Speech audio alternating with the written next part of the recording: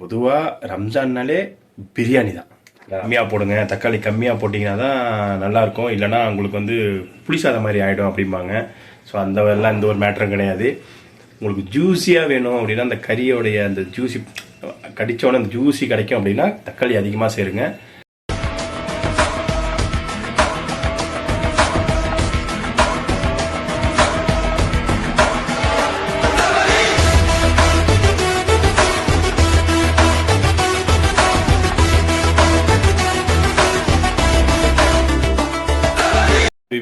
Welcome back to other video. எல்லோரும் எப்படி இருக்கீங்க? அல்ஹம்துலில்லாஹ் எல்லோரும் நல்லா இருப்பீங்கன்னு நான் நம்புகிறேன்.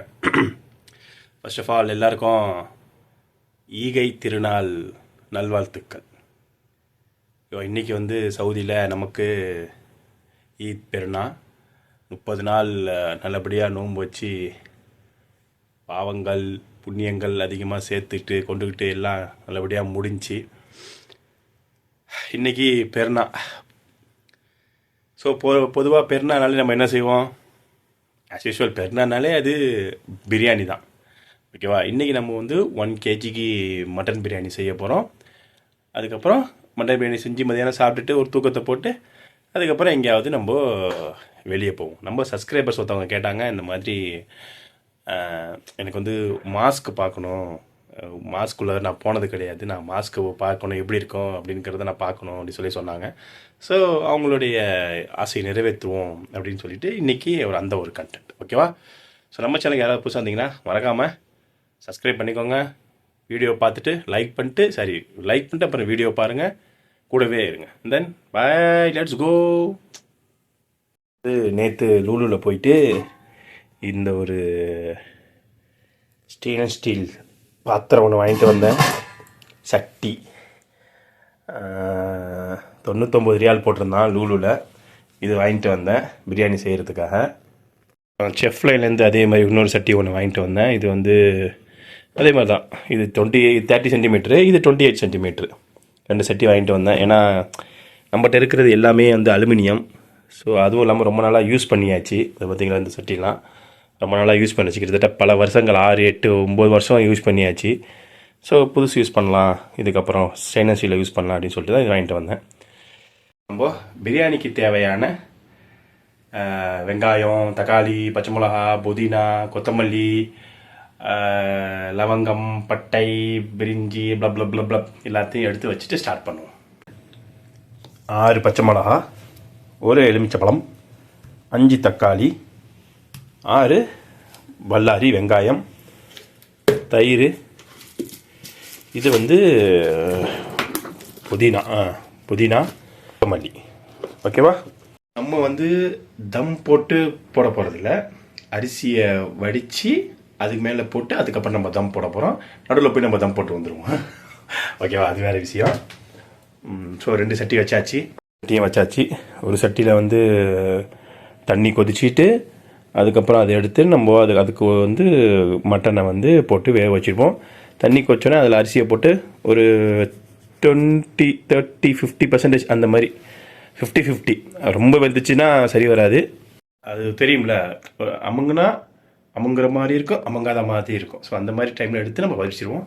நம்ம காட்டுவோம் போவோம். ஓகேவா? கறி நான் வந்து நேற்றே க்ளீன் பண்ணி மசாலாலாம் போட்டு ரெடியாக வச்சுட்டேன். அதை இப்போ பார்ப்போம்.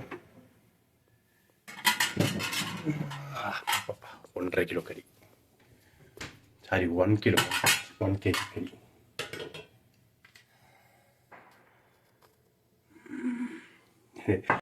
பொதுவாக ரம்ஜான்னாலே பிரியாணி தான். நம்ம போயிட்டு தொழுதுட்டு வந்துட்டு பிரியாணி சாப்பிட்டு தூங்கலைன்னா அது வந்து ஃபுல்ஃபில் ஆகாது. இப்போ எல்லாம் கட் பண்ணி வச்சுட்டோம். தக்காளி, வெங்காயம், தக்காளி, பச்சை மிளகா, புதினா, கொத்தமல்லி, எலுமிச்சம்பழம், வெங்காயம் 6 பீஸு, அதுக்கப்புறம் ஸ்பைசஸ், அப்புறம் தயிர் எல்லாம் ரெடி பண்ணி வச்சாச்சு. இப்போ நம்ம வந்து ஸ்டார்ட் பண்ண வேண்டியதுதான். என்னத்தை? அடுப்பை பற்ற வைக்கிறத பற்ற வச்சுருவோமா? ஸோ அதுக்கு முன்னாடி அடுப்பு பற்ற வைக்கிறதுக்கு முன்னாடி என்ன சொல்லணும்? பிஸ்மில்லாஹ், எல்லா புகழும் இறைவனுக்கே.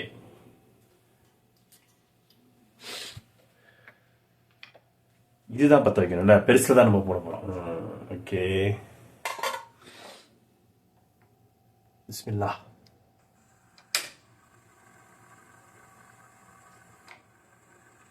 கொதிக்குது வச்சோடனே தண்ணி கொஞ்சம் எல்லாம் வற்றின பிறகு எண்ணெய் கொஞ்சம் நெய் கொஞ்சம் ஊற்றி நம்ம ஸ்டார்ட் பண்ண வேண்டியதான். எண்ணெயும் நெய்யும் போட்டாச்சு. அடுத்தது நம்ம ஸ்பைசஸ் எல்லாத்தையும் போட்டுடலாம்.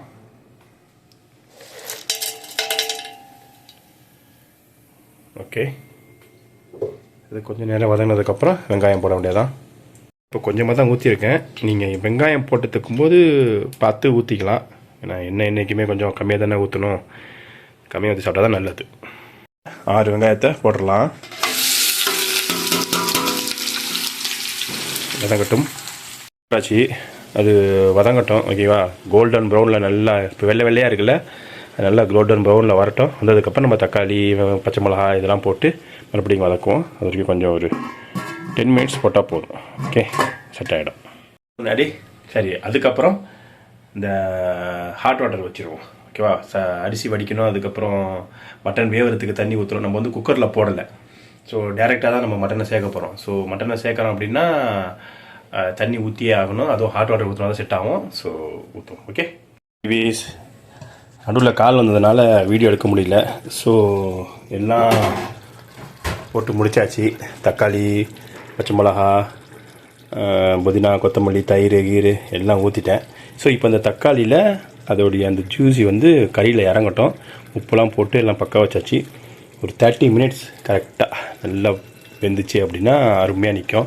எல்லோரும் சொல்லுவாங்க இந்த மாதிரி கம்மியாக போடுங்க, தக்காளி கம்மியாக போட்டிங்கன்னா தான் நல்லாயிருக்கும், இல்லைனா உங்களுக்கு வந்து புளிசாத மாதிரி ஆகிடும் அப்படிம்பாங்க.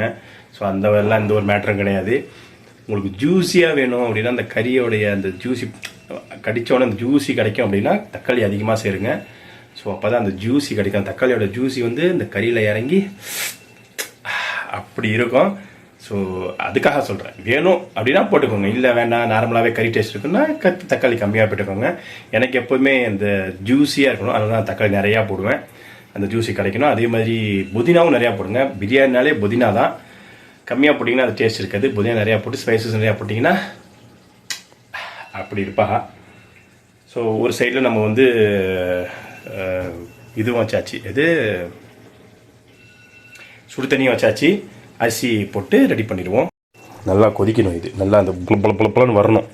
புலப்புலன்னு வந்தால் தான் உப்பு போட்டு கரெக்டாக இருக்கும். ஓகே மக்களே, ஓகே ஹபீபீஸ், நம்ம வந்து சுடு தண்ணியில் அரிசி போட்டோம். சும்மா லைட்டாக கிண்டிக்கலாம். ஏன்னா பாஸ்மதி ரைஸ் உடஞ்சிச்சுன்னா நல்லா இருக்காது. ஸோ இது வந்து ஒரு 30%, ஓகேவா, 30% வேறு மாதிரி பார்த்துக்கோங்க. ஆல்ரெடி நம்மளுடைய மட்டன் சும்மா வேறு லெவலில் குக் ஆகிடுச்சு. அவ்வளோதான், பார்த்தீங்கனாலே தெரியும். அட அட அட அட அவ்வளோதான். இதை கொஞ்சம் இப்போ தம் போட்டோம்னா சோலி முடிஞ்சிடும். தொட்டு பார்ப்போம். மடியா இன்னும் வேவலை, லைட்டாக இருக்குது. உள்ளே எல்லாம் முடிஞ்சு மக்களே. வாவ் வாவ், ரைஸ் மேலே வச்சு ரைஸ் வெந்துருச்சு. பார்த்தாலே உங்களுக்கு தெரியும். இப்போ நம்ம உடச்சி பார்க்கலாம் எப்படி இருக்குன்ட்டு. ஸ்டெப் போட்டேன். அது போடும்போது வீடியோ எடுக்கலை. நான் வீட்டிலேருந்து ஃபோன் பண்ணியிருந்ததுனால ஸோ வீடியோ எடுக்கலை. ஸோ இப்போ நம்ம வீடியோ எடுக்கிறோம். ஓகே, ஆல் ஓவர் கரெக்டாக 11:15 பிரியாணி முடிஞ்சிருக்கு. கரெக்டாக 2 ஹவர்ஸ் ஆகிருக்கு. ஏன் அப்படின்னா நம்ம வந்து குக்கரில் வேக வைக்கல, அதனால் 2 ஹவர்ஸ் ஆகிருக்கு. கரெக்டாக 8:30 ஆரம்பித்தேன், 11:30 ஆகிருக்கு கரெக்டாக. ஸோ இப்போ நம்ம தம் உடச்சதை எப்படி இருக்குது பிரியாணி பார்த்துருவோமா? Let's go to Harfa biryani. ஆகாசம் அவர் காகசம் திறந்திடு தீசே. क्या बात है, क्या बात है, क्या बात है. ஜப்பார் பாய் பிரியாணிடா, ஜப்பார் பாய் பிரியாணி. ஹர்ஃபா பிரியாணி பார்த்துருக்கீங்களாடா? ஹர்ஃபா பிரியாணி அம்மா வேற லெவல், வேற லெவல். வந்து கொஞ்சம் டேஸ்ட் பார்த்துருவோம். வேறு லெவலில் வந்திருக்கா. ரைஸ் அப்படியே சும்மா உதிரியாக இருக்குது. எப்படி உதிரியா மட்டன் பீஸ் பாருங்கள், சுடுரா சுடு. ஸோ வாங்க இப்போது நெக்ஸ்ட்டு சாப்பிட்டுட்டு எங்கே போகிறோம் அப்படின்னா மஸ்ஜிதுக்கு போகிறோம். நம்ம சப்ஸ்கிரைபர் வந்து நான் மஸ்ஜிதை பார்த்ததே இல்லை ப்ரோன்னு சொன்னாங்க. ஸோ இப்போ அவங்களுக்காக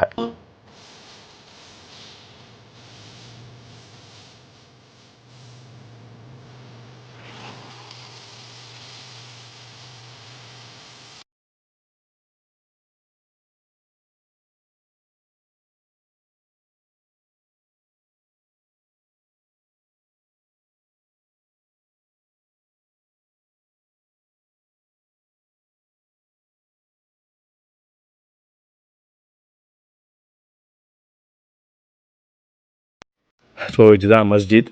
இது பார்த்திங்கன்னா மிம்பர் படி. மிம்பர் படி என்ன அப்படின்னா, இமாம் வந்து ஜும்மா டைமில் உரை ஆற்றும் இடம், சொற்பொழிவு. ஏன் அங்கே நின்று பேசுகிறாங்க அப்படின்னா, இப்போ மக்கள் எல்லாமே கீழே நிற்கும் போது நம்ம ஒரு படி மேலே நின்று பேசணும் அப்படின்னா நம்மளுடைய பேச்சு வந்து எல்லாருக்கும் கேட்கும், கடைசியில் நிற்கிறவங்களுக்கும் கேட்கும்.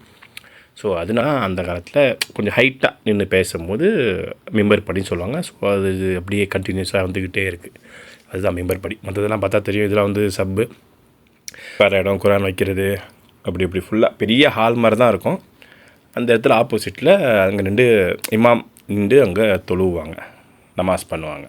ஸோ சப்ஸ்கிரைபர் பார்த்துக்கிட்டிங்களா, இதுதான் மஸ்ஜித். எல்லா மஸ்ஜிதும் இப்படியே தான் இருக்கும், எந்த ஒரு மாற்றமும் இருக்காது.